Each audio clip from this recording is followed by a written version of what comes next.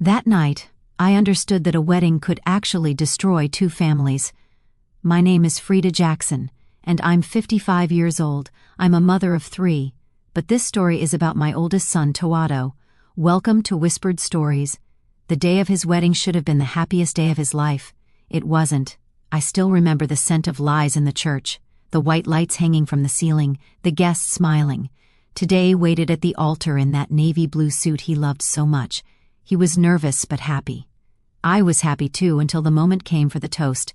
The bride's father, Mr. Humphrey Sterling, took the microphone. He was a hefty man with a deep voice, the owner of a major construction company. Everyone knew him. Everyone respected him, or so they thought. He raised his champagne flute and said, "I want to toast my daughter Sophia. She's always been stubborn, even as a kid. And today she insisted on marrying this young man." There were nervous laughs. Then he added, looking directly at Teddo, "That boy is an idiot." The room erupted in laughter, but I saw my son's face. He turned pale, his hands trembled, and he lowered his gaze. I felt my own legs give out from under me. No one else seemed to notice.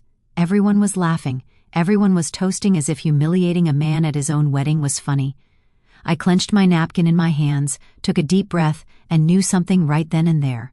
This man wasn't going to get away with it because I knew things he thought nobody knew. And that night, I was going to reveal everything. But before I tell you what I did, let me tell you how I got there. Because this story didn't start at that wedding. It started months earlier when something inside me told me, "Frida, investigate that man." And I did. What I discovered destroyed his entire family. When Tawado told me he'd met a girl, I was thrilled. It was January and it was freezing outside. We were in my kitchen drinking spiced coffee like we did every afternoon. "Mom, her name is Sophia," he told me with that shy smile he'd had since he was a boy. "She's different, she's smart, and she makes me laugh." I watched him. Today was 28. He worked as a civil engineer at a small but honest firm. He was my oldest son, the most serious, the most responsible. He had never talked to me about a girl like that before. "And what does she do?" I asked, stirring my coffee. "She's studying architecture. She's about to finish her degree. Her dad owns a big construction firm, Sterling and Associates." That's when something inside me shifted. "Sterling?" The last name sounded familiar, but I couldn't place it. "Have you gotten to know her well?" I asked. "Yeah, Mom. We've been seeing each other for 3 months. I want you to meet her. Can I bring her over for dinner Sunday?" I agreed, of course, because a mother always wants to see her children happy, and Tawado looked happy. That Sunday, Sophia arrived. She was pretty, long, dark hair, big eyes. She dressed simply, but with class. She greeted me respectfully and hugged me. "Mrs. Jackson," she said in a soft voice. "Thank you so much for having me over. I prepared chicken and rice, my specialty." Today I was nervous, but Sophia helped set the table. We talked. She told me about her career, about her dreams. She wanted to design sustainable, affordable houses for families. I liked her, but when she mentioned her father, something shifted in her voice.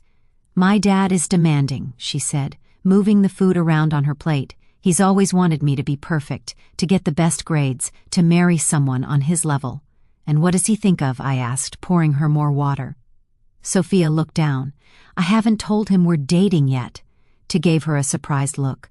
"Sophia, come on, it's just," she sighed. "My dad is complicated. He always says men have to prove their worth, that he doesn't trust anyone who doesn't come from a family with money." I felt a knot in my stomach. "To comes from an honest family," I said firmly. "Hard-working with values that's worth more than any money." Sophia looked at me with teary eyes. "I know, Mrs. Jackson. That's why I love him." Tato took her hand. I smiled, but inside something was unsettling me. That man, Humphrey Sterling, sounded like someone difficult, someone who judged people by their bank account, and I knew that type of man. I had seen them all my life. They always hide something. Months passed. Sophia became an official couple. He was in love, radiant, coming home singing. He talked about her all the time. "Mom, Sophia understands me. She respects me. She doesn't care that I don't have a new car or that I live in a rented apartment. She says the important thing is building something together." I nodded but kept thinking about her father. One day, Tato came home looking serious. "Mom, I have to tell you something." We sat in the living room. It was raining outside. The sound of water against the window calmed me. I'm going to propose to Sophia. I felt a mixture of joy and fear. Have you met his family yet? Yes. I went to their house for dinner 2 weeks ago. And how did it go? She hesitated. Her dad, Mr. Sterling, is odd. Mom, he asked me a lot of questions about my job, my salary, my plans. He asked how much I made a month, how much I had saved, and if I owned property. And what did you tell him? The truth? That I earn enough? That I'm saving? That I don't own a house yet, but I work hard? And what did he say? To clenched his fists. He said, well, son, I hope you know my daughter is accustomed to a certain standard of living. Not just anyone can support her. I felt anger, but I held it in. And Sophia, what did she say? She got mad at him. She told him I was a good man, and that was the only thing that mattered.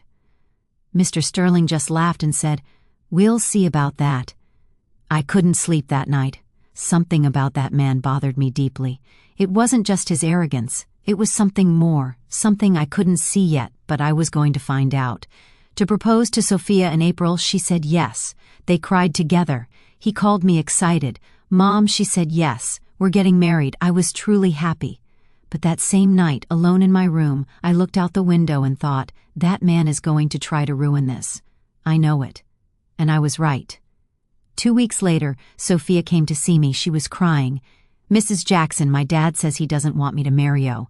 I sat down with her, served her chamomile tea, and held her hands. Why? He says Tu has no future. That he's mediocre, that he'll make me unhappy, that I'll regret it. And what do you think? I love Toato, but my dad is so stubborn, and my mom always does what he says. I'm afraid they won't stand by me. I squeezed her hands. Sophia, listen to me closely. True love doesn't surrender to fear. If you love my son, fight for him. And if your father doesn't accept it, that's his problem, not yours. She nodded, wiping her tears. You're right. I'm going to fight. And she did. Sophia confronted her father. She told him she was going to marry with or without his blessing. Mr. Sterling had no choice but to accept, but I knew a man like that never accepts defeat. And I was right. The wedding preparations began. Today was happy, Sophia was too, but Mr. Sterling, he imposed conditions. I want the wedding to be at the country club event hall, he told Sophia. I'll pay for everything, but it's going to be done my way. Tu wasn't comfortable with that. Mom, I want to pay my part. I don't like depending on him. I know, son, but sometimes you have to compromise for Sophia. And he compromised. But I didn't compromise because something inside me was saying that man was hiding something big, something dark. And one afternoon while I was having coffee at a cafe downtown, I saw something that chilled me to the bone. I saw Humphrey Sterling with another woman and 2 small children. The woman kissed him on the mouth. The children called him Dad. I froze. I paid my check, left there, walked to my car, sat down, took a breath, and then I knew what I had to do. I was going to investigate that man, because if he was deceiving his wife, his family, and everyone, then my son was about to enter a family built on lies, and I wasn't going to allow it. For 3 days, I couldn't sleep well. Every time I closed my eyes, I saw the same scene. Mr. Sterling kissing that woman, the children holding his and the way she looked at him as if he were her whole world. And then I thought about Mr. Sterling's wife, Mrs. Eleanor Sterling. I had met her only twice at the engagement dinners. She was an elegant, quiet woman, always with a polite but sad smile, as if she had been carrying an invisible burden for years. Now I understood why, but I needed to be sure. I needed proof, because accusing a man like Humphrey Sterling without evidence would destroy my son's wedding, and I didn't want that. I just wanted to protect him. So I did something I never thought I would. I hired a private investigator. His name was Roy Mendes. A friend whose husband had cheated years ago recommended him to me. He was discreet, professional. He had a small office in an old building, a second-floor walk-up above a dry cleaner. I climbed the stairs one Tuesday afternoon. The hallway smelled of detergent and old coffee. I knocked on the door. A deep voice said, "Come in." I entered. Roy was a man in his 52s, thin with glasses and a short-sleeved shirt. He had an old computer on his desk and metal filing cabinets against the wall. "Have a seat, ma'am. How can I help you?" I sat down, took a deep breath, and told him everything.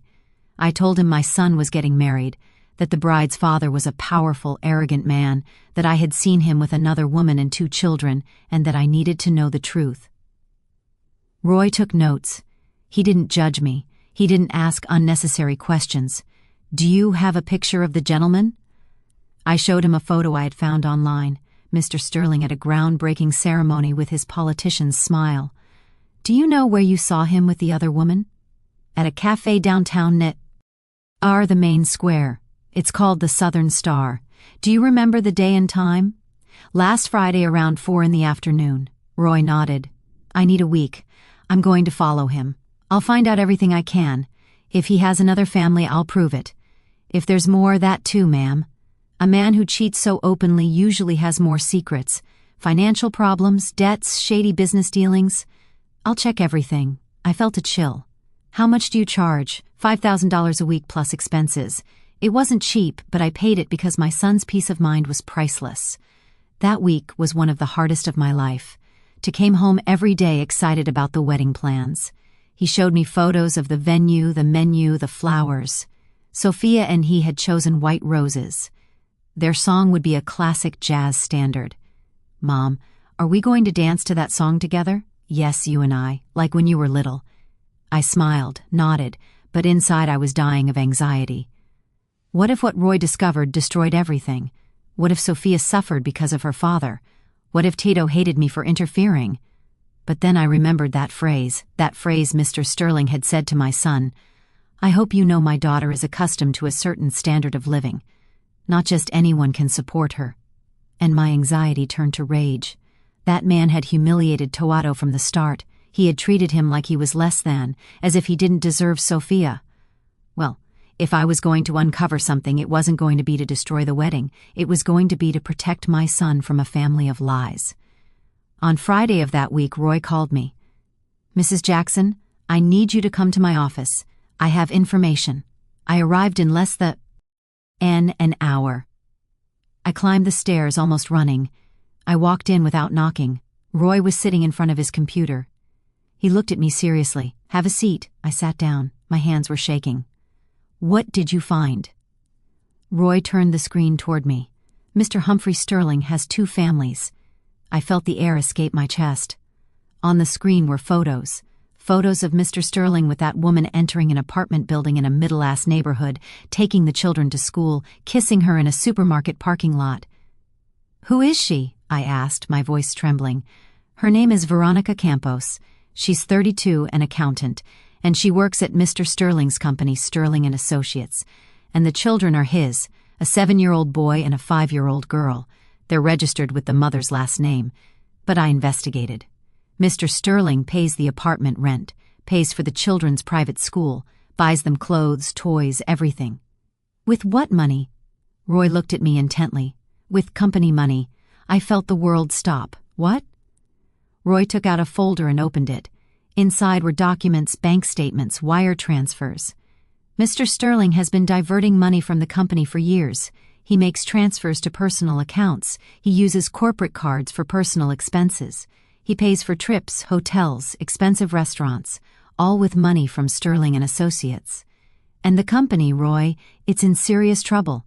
It has debts to suppliers, labor lawsuits, 3 unfinished projects, and there are 2 criminal complaints against him for fraud." I put my hands to my face. "Oh my God." "That's not all," Roy said. "What else? Mr. Sterling has personal debts, 2 maxed-out credit cards, a bank loan for over $2 million, and he owes taxes to the IRS from 3 years ago. How much does he owe in total?" Roy checked his notes. "Approximately $12 million. The company's on the verge of bankruptcy. It has 6 months, maybe a year after that total collapse." I sat in silence looking at those documents, those photos, that dark truth. Humphrey Sterling was not the successful man everyone thought. He was a liar, a thief, a fraud, and my son was about to marry his daughter.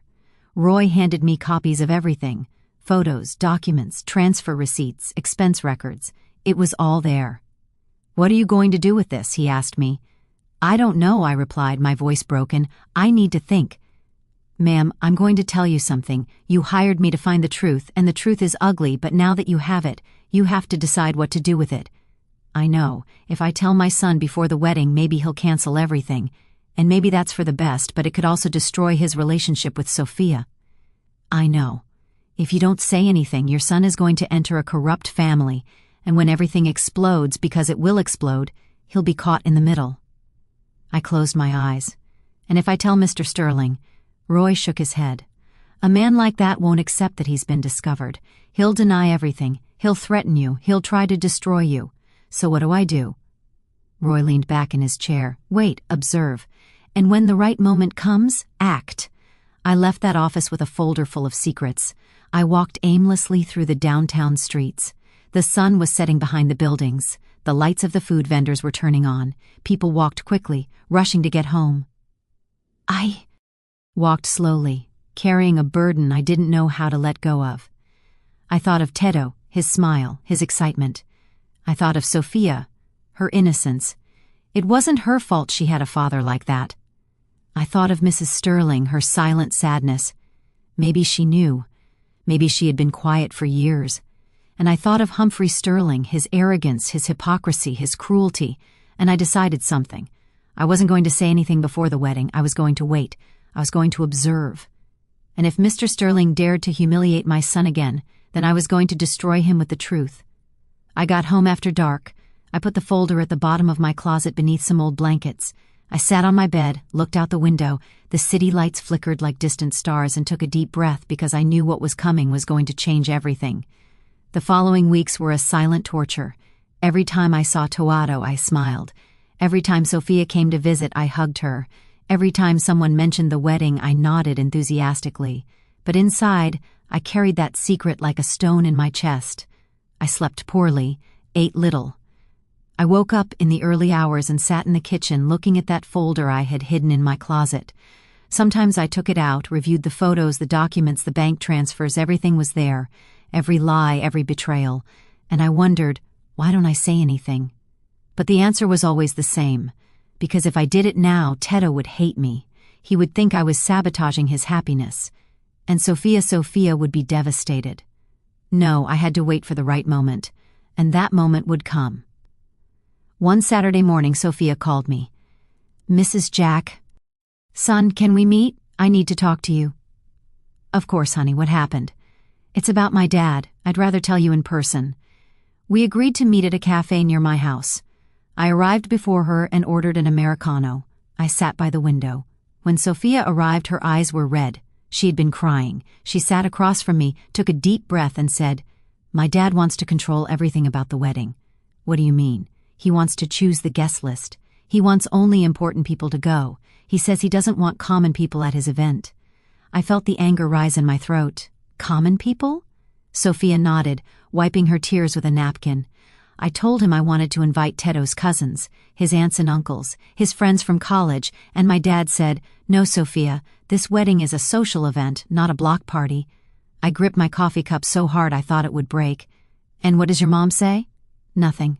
My mom never says anything. She always does what he says, exactly as I had imagined. Sophia, listen to me, I said, taking her hands.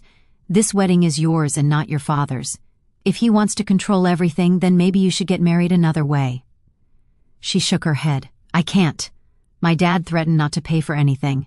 If I don't do things his way, and I don't have the money to have a wedding like this, it would take us years to save up. Then do it small with the people you truly love, with dignity. Sophia looked at me with those sad eyes, so much like her mother's. Mrs. Jackson, I just want my dad to be proud of me just once, but no matter what I do, it's never enough for him. My heart broke because I understood something. Sophia wasn't just trapped by money. She was trapped by the love she never received from her father, and that was worse than any debt. That afternoon, when I returned home, I took out the folder again. I looked at the photos of Mr. Sterling with that other woman, with those children Sophia didn't even know existed, and I thought, that man doesn't deserve his daughter's love. But I still couldn't tell her because destroying the image Sophia had of her father before the wedding would be cruel. She needed strength to get married. She needed hope. There would be time for the truth later. 2 weeks before the wedding, there was a rehearsal dinner at the Sterling's house. Tu invited me. I didn't want to go, but he insisted. Mom, please. I want you to get to know Sophia's family better. Mr. Sterling said he wants to talk to you." That made me nervous, but I accepted. The Sterling's house was in a wealthy neighborhood. It was huge. 3 stories, a garden with a fountain, a 4-car garage. When I arrived, a staff member opened the door. "Good evening, ma'am. Please come in." I entered. The floor was marble. The walls had enormous paintings. Everything smelled like money. But I knew the truth. All of it was built on lies. Mrs. Sterling greeted me in the living room. She was an elegant woman, about 55, with perfectly styled hair and a beige dress. "Mrs. Jackson, how lovely to see you. Please come in." She greeted me with a kiss on the cheek. Her perfume was expensive, but her gaze was empty. "Thank you for the invitation," I said. "It's a pleasure. Sophia speaks highly of you." We sat down. There were appetizers, red wine, imported cheeses, everything served by staff who moved in silence. Tu was sitting next to Sophia, holding her hand. She was smiling but looked tense, and then Mr. Sterling appeared. He walked in with the same old arrogance. Dark suit, gold watch, salesman's smile. "Mrs. Jackson, how nice to have you in our home." I stood up. He extended his hand and I shook it firmly. "Thank you for having me. Sit down, sit down. We'll have dinner in a few minutes, but first I want to make a toast." Mr. Sterling took a glass of wine. We all followed suit. "I want to toast my daughter Sophia," he said, looking at her. "She has always been my pride and joy, smart, beautiful, well-educated, and now she's about to get married." He paused. He looked at Tuato. "To a hard-working, humble young man from a good family." The word humble sounded like an insult. To lowered his gaze. I clenched my glass.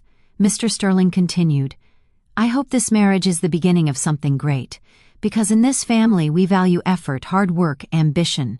He looked me straight in the eye. "Don't you agree, Mrs. Jackson?" I held his gaze. "I believe the most valuable thing in this life is honesty." There was an awkward silence. Mr. Sterling smiled, but his eyes turned cold. Of course, honesty, how important. We toasted, but I knew I had just thrown down a warning, and he knew it too. During dinner, Mr. Sterling talked non-stop about his businesses, his contacts, the projects he had built, and the politicians he knew. "I have a new project," he said, cutting his steak. "A residential development in Houston, 500 houses. It's going to be my biggest venture yet." Mrs. Sterling smiled faintly. "That's wonderful, dear. But I thought, with what money? If you're broke?" To listen attentively. Sophia ate in silence. And I just watched. I watched how easily Mr. Sterling lied, how his wife pretended everything was fine, how Sophia swallowed her sadness with every bite. That entire family lived a lie, and I was about to destroy it. But not yet. Not yet. At the end of dinner, Mr. Sterling asked to speak to me alone. "Mrs. Jackson, would you accompany me to my study?" I nodded. I followed him down a long hallway to a room with wood shelves, books he had never read, and an enormous desk. He closed the door. "Have a seat." I sat down. He remained standing, looking down at me. "I want to talk to you about listening. He's a good boy, hardworking, respectful," but he paused. "But he has no future." I felt my blood boil. "Excuse me. He has no future," he repeated. "He earns little. He doesn't own property. He doesn't have big ambitions. And my daughter deserves more." I stood up. "My son has something you will never understand. He has values. He has dignity. He has true love." Mr. Sterling laughed. "Love doesn't pay the bills, Mrs. Jackson. No, but honesty brings peace." He moved closer to me. His voice turned cold. "Look, I'll be clear. I paid for this wedding. I pay for everything. And when they get married, Sophia is going to keep depending on me, because your son can't support her. So, you better understand who's in charge here." I stared at him. I understand perfectly who thinks they're in charge. I left that study without saying anything else. I walked down the stairs. Tu saw me and approached. "Mom, are you okay?" "Yes, son, just tired. Let's go." We said our goodbyes. We got in the car. Tuato drove in silence. When we arrived at my house, he said, "Mom, I know Mr. Sterling is difficult, but I'm doing this for Sophia. She's worth it." I hugged him. "I know, son, I know."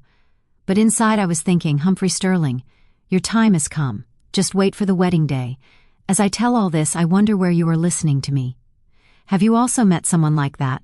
Someone who uses money to control, who humiliates in the name of success? Write the name of your city in the comments. I want to know where you are listening to me. The week before the wedding was chaos. To barely slept. He had to finish a project at work and at the same time sort out the last details of the ceremony. I saw him exhausted, stressed, but happy.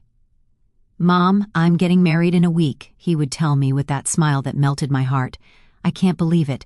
I made him coffee, ironed his shirt for the suit fitting, and went with him to buy the rings, and all the while I carried that secret that weighed more heavily every day. But something was changing inside me. It was no longer just rage against Mr. Sterling. It was a need for justice. Because the more I saw him act, the more I realized that this man wasn't just deceiving his family, he was deceiving everyone. And worse, he enjoyed doing it. On Tuesday of that week, I received an unexpected call. It was Roy, the investigator. "Mrs. Jackson, I need to see you. I found something else." "What did you find?" "I'd rather tell you in person. Can you come to my office this afternoon?" I went. I climbed those same stairs I knew so well. The smell of detergent and old coffee was still there. Roy was waiting for me with another folder. "Have a seat," he said in a serious voice. I sat down, my hands trembling. "What is it?" Roy opened the folder, tacking out new documents. I investigated the finances of Sterling and Associates more thoroughly, and I found something serious. What? Mr. Sterling is not only diverting money for his other family, he's also involved in construction fraud. I gasped. What kind of fraud? 2 years ago, he won a bid to build a housing complex in the state of Georgia, 120 affordable homes. The government gave him a down payment of $25 million, and he only built 40 houses. The other 80 were never finished. He kept the money. He claimed there were problems with suppliers, that material costs went up, that there were delays, but it was all a lie. My God, there are families who paid a down payment, who waited years and never got their house. Now there's a class action lawsuit against him and an investigation by the Anti-Corruption Bureau. I felt the floor moving beneath my feet. When is that going to blow up? Roy checked his notes. According to my sources, the Bureau is going to issue an arrest warrant in the next 3 months, maybe sooner. 3 months? Yes. Mr. Sterling is living his final days of freedom. I remained silent, Roy continued. And there's more. The company is technically bankrupt. Employees haven't been paid their full salary in 2 months. Machinery has been repossessed. 3 projects have stalled. And the bank has already started collection proceedings for the loan I mentioned. And Mr. Sterling keeps spending like nothing's wrong. Exactly. Last week he bought a new car, a BMW. He paid for it in cash. Where did he get that money? Roy looked at me intently, probably from the company till or some hidden account. This man is an expert at hiding money. I closed my eyes. And his wife, Mrs. Sterling, does she know anything about this? I don't know, but I doubt it. She comes from a traditional conservative family. If she knew her husband had another family, she probably would have divorced him or at least confronted him. But there are no signs of that, so she lives deceived like many wives of men like that. I sighed. What else did you find?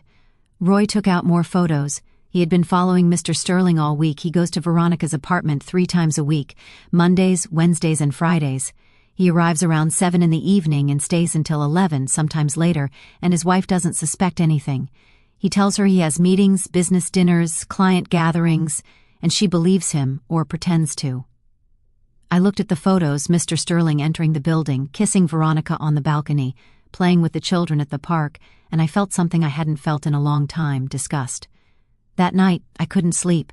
I stayed awake sitting on my bed looking out the window. Outside, the city slept. The lights of the buildings flickered. The silence was profound. And I thought about his excitement, his love for Sophia. I thought about Sophia, her innocence, how desperately she sought the love of a father who didn't deserve it. I thought about Mrs. Sterling, her silence, her sadness. I thought about those children, Mr. Sterling's secret children growing up without a present father living in the shadows.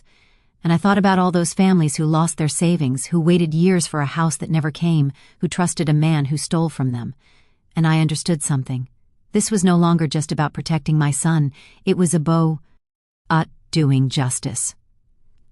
Humphrey Sterling had built his life on lies.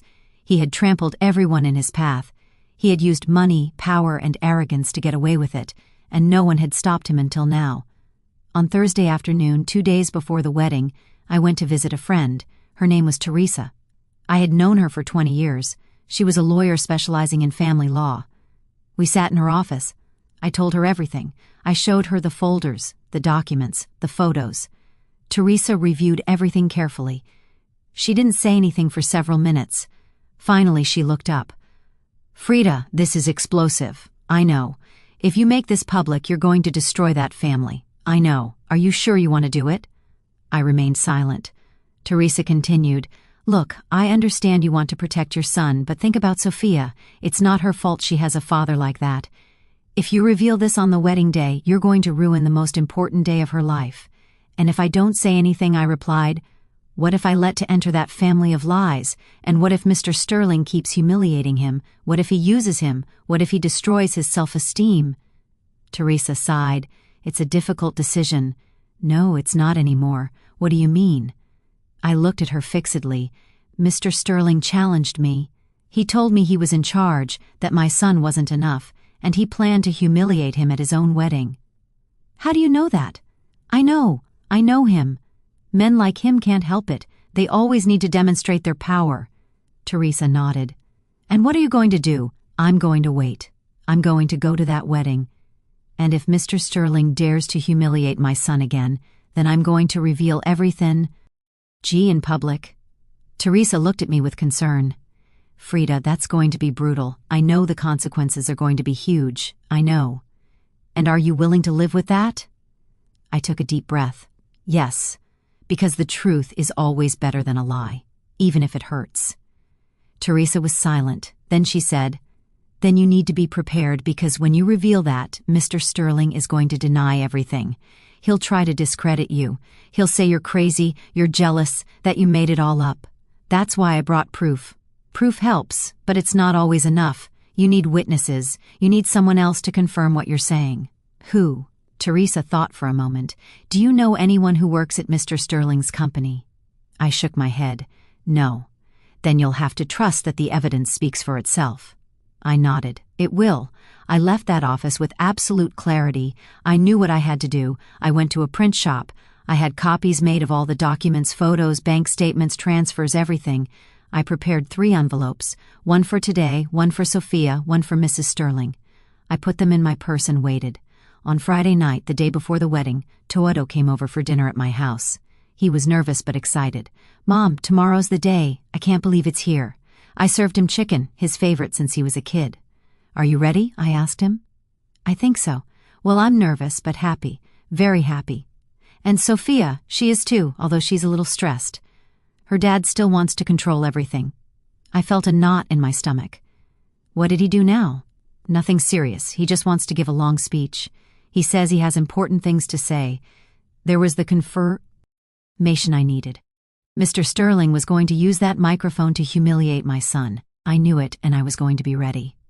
That night after Tato left, I took out the 3 envelopes, placed them on the kitchen table, and looked at them for hours, asking myself, am I doing the right thing? But then I remembered everything. I remembered the families that lost their homes. I remembered those children growing up without a father. I remembered Mrs. Sterling living a lie. I remembered Sophia seeking the love of a man incapable of giving it. And I remembered Toadu, my son, my boy, the good, honest, hard-working man that Monster had called an idiot. And I knew the answer. Yes, I was doing the right thing because justice is not always comfortable, but it is always necessary.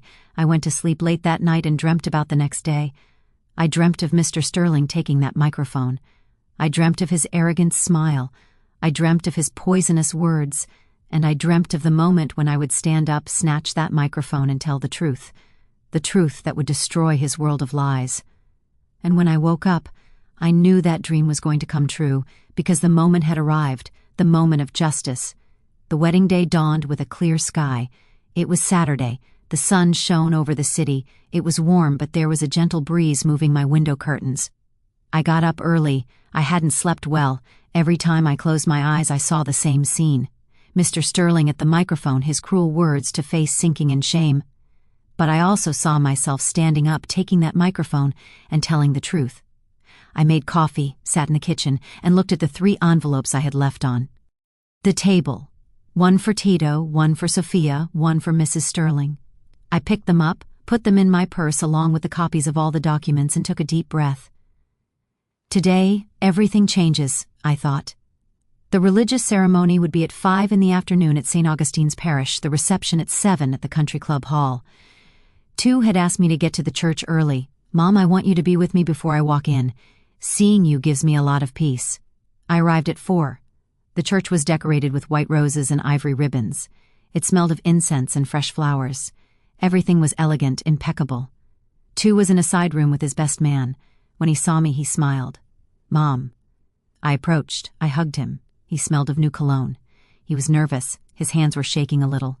"How do you feel?" I asked him. Nervous, happy, scared, all at the same time. I took his hands. "Today, I want you to know something. No matter what happens today, I will always be on your side. Always." He looked at me strangely. "No matter what happens, Mom, are you okay?" I smiled. "Yes, son, I just wanted to tell you." I hugged him again and I felt my heart break because I knew that after today nothing would ever be the same. The ceremony was beautiful. Sophia walked in on Mr. Sterling's arm. She wore a white dress, simple but elegant. Her veil fell like a cascade of lace. She was radiant. Mr. Sterling walked with that chest inflated with pride as if he were presenting a trophy, not his daughter. When they reached the altar, Father Michael blessed the union. Toato and Sophia exchanged vows. They looked at each other with true, genuine, pure love, and I, sitting in the 3rd row, cried. I cried out of happiness for my son, and I cried out of sadness because I knew what was coming. The reception at the country club began exactly at 7. The hall was huge, round tables with white tablecloths, centerpieces with roses and candles, a dance floor in the center, a stage with a microphone and speakers. There were more than 200 guests, business owners, politicians, wealthy families, all dressed in expensive suits and designer dresses. And then there was us, my family, cousins, his college friends, his best man who was an electrician, his maid of honor who worked at a stationery store. You could see the difference. 2 worlds in the same room. But Toato didn't seem to notice. He was happy, dancing with Sophia, laughing with his friends, hugging his aunts and uncles. I sat at a side table. I watched everything and waited. Dinner passed without incident. They served steak and potatoes, salad, mushroom soup, everything delicious. People ate, talked, laughed, and then the moment for toasts arrived. The master of ceremonies took the microphone. "Good evening, everyone. It is an honor to be here celebrating the union of Teddo and Sophia. At this time, the bride's father, Mr. Humphrey Sterling, has a few words to share." My heart started beating faster. Mr. Sterling stood up, walked toward the stage, took the microphone, smiled, and began to speak. "Good evening, everyone. Thank you for joining us on this special night." Applause. As a father, this is a bittersweet moment because today I give away my daughter, my princess, my pride. He looked at Sophia. She smiled with tears in her eyes. Then he looked at Teddo and his expression changed. "Sophia has always been very special, Sma. RT. Beautiful, capable. She could have chosen anyone. Pause. But she chose Toato." Nervous laughs. "And well, Toato is a hard-working boy. I can't deny that. He comes from a humble but honest family." The word humble sounded like poison. Lowered his gaze. His face went pale. Sophia took his hand, but she looked uncomfortable. Mr. Sterling continued, but Sophia insisted. And well, when a woman sets her mind on something, there's no way to change it. More laughter, but this time it was cruel. So tonight, on this very special day, I want to toast my daughter to her courage, to her stubbornness. He raised his glass. "And I want to say something I've already told my family in private." He looked directly at Teddo. "That boy is an idiot, but my daughter insisted on marrying him." The room erupted in laughter. Some guests applauded, others looked at each other uncomfortably, but I felt something inside me break. I looked at Tado. His eyes were glassy, his hands clenched into fists, his jaw tight. Sophia hugged him, whispering something in his ear. Mrs. Sterling was looking at her plate, embarrassed. And Mr. Sterling kept smiling, enjoying his moment of power. Then I stood up. My legs were shaking, but I walked toward the stage. Everyone looked at me. Mr. Sterling saw me approaching. His smile faded. "Mrs. Jackson, what are you doing?" I didn't answer. I climbed onto the stage and snatched the microphone from his hands. "Excuse me, Mr. Sterling, but now it's my turn to speak." The hall went absolutely silent. I looked at all the guests. 200 people staring at me. I took a deep breath and spoke. "Good evening. My name is Frida Jackson. I am Toado's mother." My voice trembled, but it was firm. "A few minutes ago, Mr. Sterling called my son an idiot in front of all of you, in front of his own daughter on their wedding day." Silence. "And I want to say something. My son is not an idiot. My son is an honest, hard-working, upright man, a man who pays his debts, who keeps his word, who respects women, who loves with his whole heart." I looked at Mr. Sterling. "But you, Mr. Sterling, you don't know what it is to be a real man." His face turned red. "How dare you?" "I dare because I have proof." I pulled the documents out of my purse and held them up high. "For the past few weeks I've investigated your life, and I found things that everyone here should know." Mrs. Sterling stood up from her chair, pale. "What are you saying?" I looked at the guests. "Humphrey Sterling has 2 families," gasps, murmurs. "He has a wife here, Mrs. Sterling, and he has another woman, Veronica Campos, with whom he has 2 children, a 7-year-old boy, a 5-year-old girl." Mrs. Sterling covered her mouth with her hands, her eyes filled with tears. Mr. Sterling tried to snatch the microphone from me. "That's a lie. She's crazy." I dodged him. "A lie? I have photos, I have addresses, I have bank transfer receipts." I showed the photos. People stood up to see. Mr. Sterling pays Veronica's apartment rent, pays for his children's school. He pays for everything. With what money? With money from his company, Sterling and Associates. The company employees who were there looked at each other. "But that's not all," I continued. "Mr. Sterling is also a thief." "Shut up," Mr. Sterling yelled. 2 years ago he won a bid to build 120 affordable homes.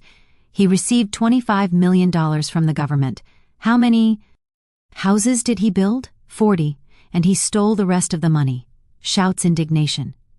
There are families who paid down payments, who waited years and never got their house, because this man stole their money. Mr. Sterling tried to leave the stage, but people surrounded him. "I demand proof," he shouted. "Here it is."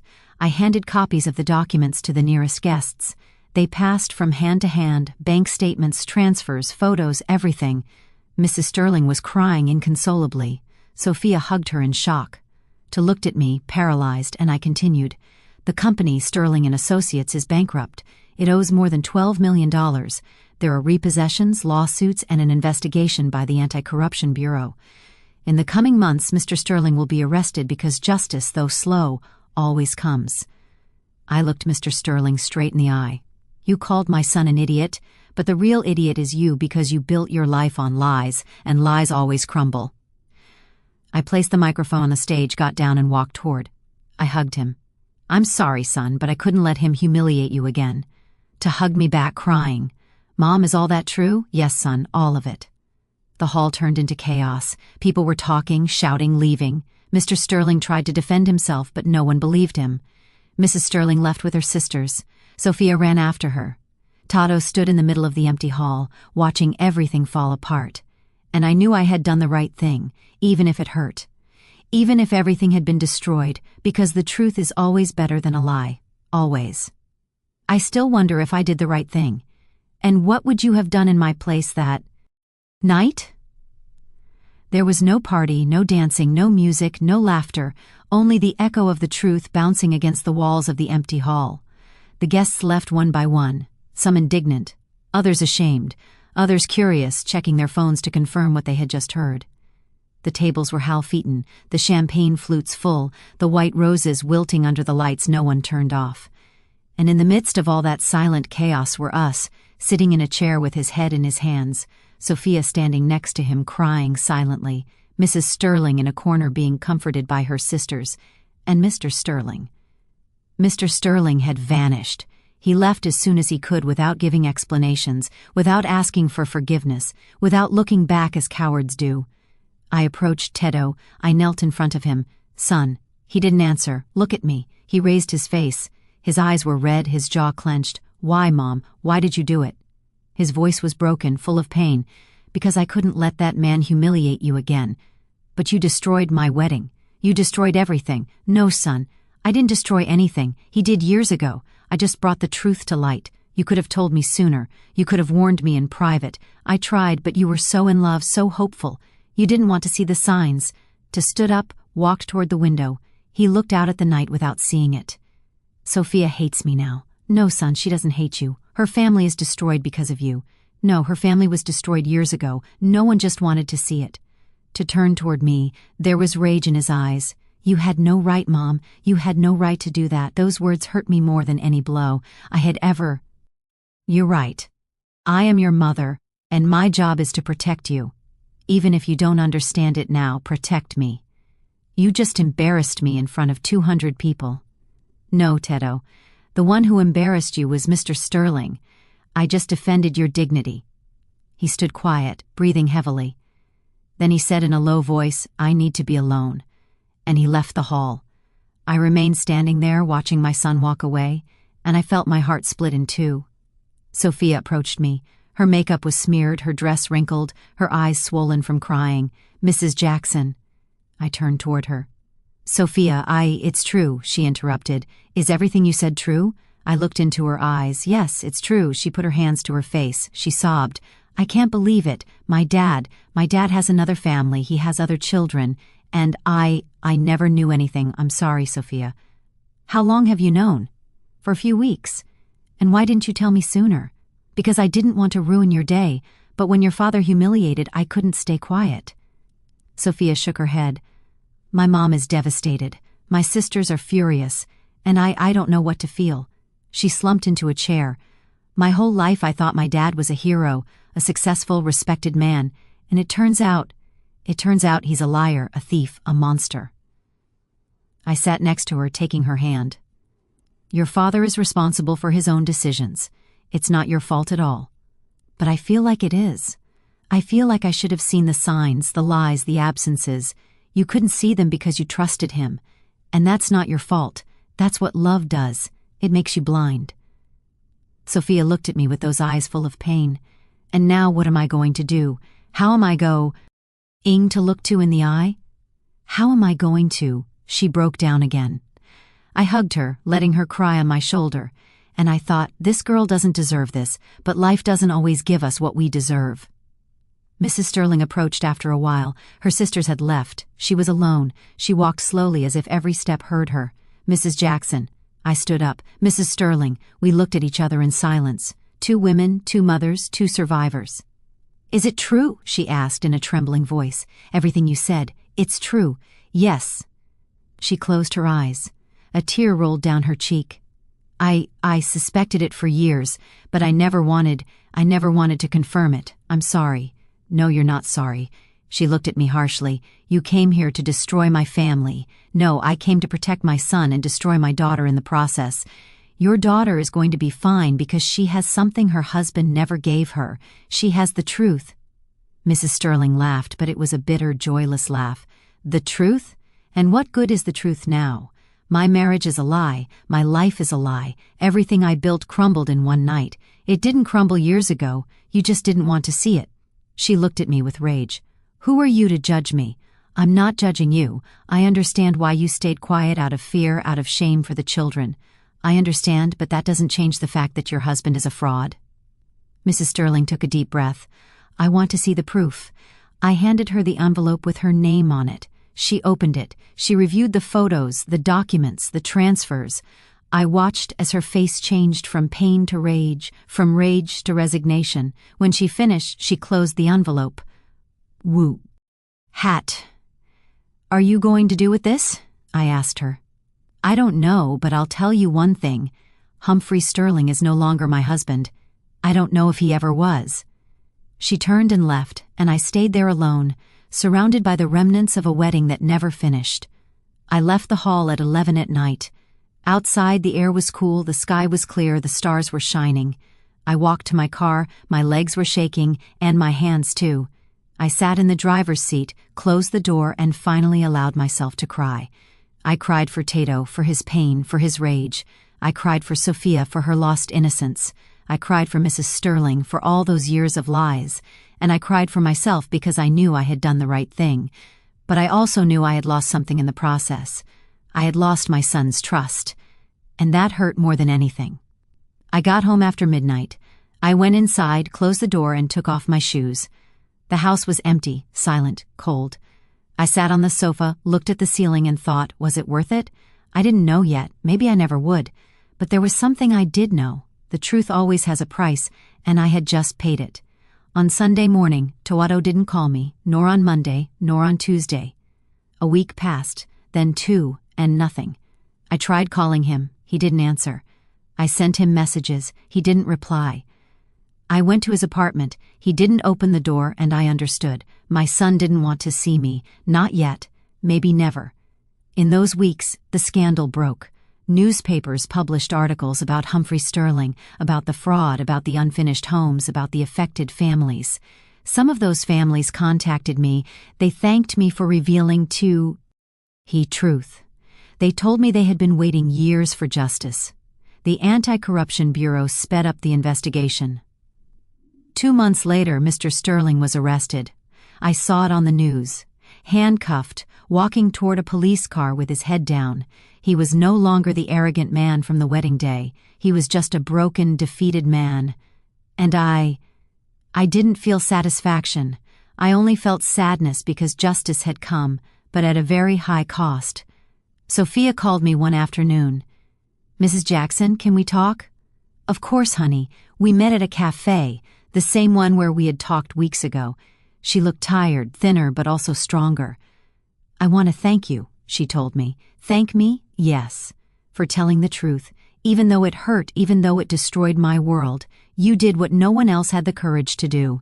How is your mom? She filed for divorce. She moved in with my grandmother. She's processing everything, but I think she's going to be okay. And you? I'm processing too. Discovering that you have 2 siblings you never knew is strange. But I met Veronica and the kids. Seriously? Yes, they're good kids. And Veronica, she didn't know my dad was married either. He told her he was divorced." I sighed. "Your father deceived everyone." "I know, and now he's paying for it." She was silent for a moment, then asked, "How's Tito?" "I don't know, he won't talk to me." "I know, he won't talk to me either." We looked at each other, 2 women who had lost the same man for different reasons. "Give him time," Sophia said. "Tato is good, and when the anger passes, he'll understand." "I hope you're right. I am. Because if there's one thing I learned from all this, it's that the truth, even if it hurts all, eyes makes us stronger." I smiled for the first time in weeks. "You're very wise, Sophia. No, I just learned from the best." She took my hand. "Thank you, Mrs. Jackson, for protecting me too, even if I didn't see it at the time." And there in that cafe with the sun streaming through the window, I felt something I hadn't felt in a long time. Peace. To finally called me 3 months later. Mom. Just hearing his voice made me cry. "Son, can we see each other?" "Of course. Whenever you want. Tomorrow at your house." "Yes." He arrived at 6 in the afternoon with Sophia. They came holding hands. I opened the door. I looked at them. There was so much to say, so much to explain, but Tawado just hugged me and said, "Forgive me, Mom, for everything I said to you, for how I treated you. You were right about everything." I cried on his shoulder. "No, son. Forgive me for ruining your wedding. You didn't ruin anything. You saved my life, our lives." Sophia nodded. "It's true, Mrs. Jackson. If you hadn't spoken up, I would have kept living a lie, and Tawado would have suffered years of humiliation. We sat in the living room. I made them coffee like in the old days, and Tawado told me, 'Mom, I learned something. I learned that sometimes love also means telling difficult truths, even if they hurt, even if they push us away for a while.'" "And the wedding?" I asked. To Sophia looked at each other. "We're getting married again," Sophia said. "Small, just close family, true friends, no lies, no appearances, and no Mr. Sterling," Tato added. I smiled. "That sounds perfect." That night, when they left, I sat in the living room looking out the window, the city lights, the dark sky, and I thought about everything that had happened. I had lost a lot. My son's trust for a while, the illusion of a perfect wedding, the peace of my conscience. But I had also gained something. I had gained the certainty that I did the right thing, because defending those you love is not always easy, but it is always necessary. And the truth, even if it hurts, always sets us free. Always. The months that followed were about rebuilding, not just for Tawado and Sophia, but for me too. Because I discovered something I didn't expect, that telling the truth doesn't make you a hero, it makes you an uncomfortable witness, someone everyone respects but few want to be around. Some people called me brave, others called me intrusive, and others simply stopped talking to me. but I learned to live with it because inner peace is worth more than external approval. To Sophia got married again 3 months later. It was a small ceremony in an old chapel downtown. Only 30 people, close family, true friends. There was no party hall, no gala dinner. There was no list of expensive gifts. After the ceremony, we went to eat at a family restaurant. We ate barbecue, salad, and baked beans. We drank iced tea. We laughed. We cried. We told stories. It was perfect because it was real. When Towato asked me to dance with him, he put on the classic standard, the same song he had chosen for the first wedding. "Mom," he said while we danced. "Thank you for what, son? For teaching me that true love isn't built on appearances, it's built on truth. Even if it hurts." I hugged him tight. "I will always protect you today, always." "I know, Mom, and forgive me for not understanding it sooner. There's nothing to forgive." We drank Ed in silence, and I felt something inside me heal because my son had come back, and that was the only thing that mattered. Sophia also sought me out that day. "Mrs. Jackson, can I talk to you?" We went out to the restaurant garden. There were flowers blooming. The air smelled of damp earth and purple blossoms. "What is it, honey? I want to tell you something about my dad." "What happened?" Sophia took a deep breath. "I went to visit him in jail. I was surprised." "You went?" "Yes, 2 weeks ago." "And how was it?" "Horrible but necessary." She sat on a bench. I sat next to her. When I went into the visitation room, I barely recognized him. He was thin, emaciated, wearing the orange prison uniform. He no longer looked like the powerful man everyone knew. "What did he tell you?" "At first, nothing. He just looked at me as if he couldn't believe I was there." Sophia wiped away a tear. Then he said, "Sophia, forgive me for everything." "And what did you tell him?" I told him the truth. I said, Dad, I don't know if I can forgive you. You lied to me my whole life. You lied to Mom. You lied to Veronica, to those kids, to the families who trusted you. You destroyed lives, including your own." How did he react? He cried. It was the first time in my life I saw my dad cry. He told me I was right, that he had been a coward, that he had built his life on lies because he was afraid of not being enough. Sophia looked at me. He told me he was always afraid that people would discover who he really was. A poor kid from a small town who pretended to be rich his whole life, who bought things he couldn't afford to impress people he didn't care about. I felt a pang of sadness. "And what did you feel?" "I felt pity because I understood that my dad wasn't a monster. He was a broken man who made terrible decisions and now he's paying for them. Did you forgive him?" Sophia shook her head. "Not yet, but I will someday because holding a grudge only hurts me, not him." I smiled. "You're very wise, Sophia. I learned from you. You taught me that the truth, even if it hurts, always sets us free." She took my hand. "Thank you, Mrs. Jackson, for not staying quiet, for defending Teddo and for defending me too, even though I didn't ask for it." I hugged her. "I'll always be here for you too." That night, when I returned home, I sat in the kitchen with a cup of chamomile tea.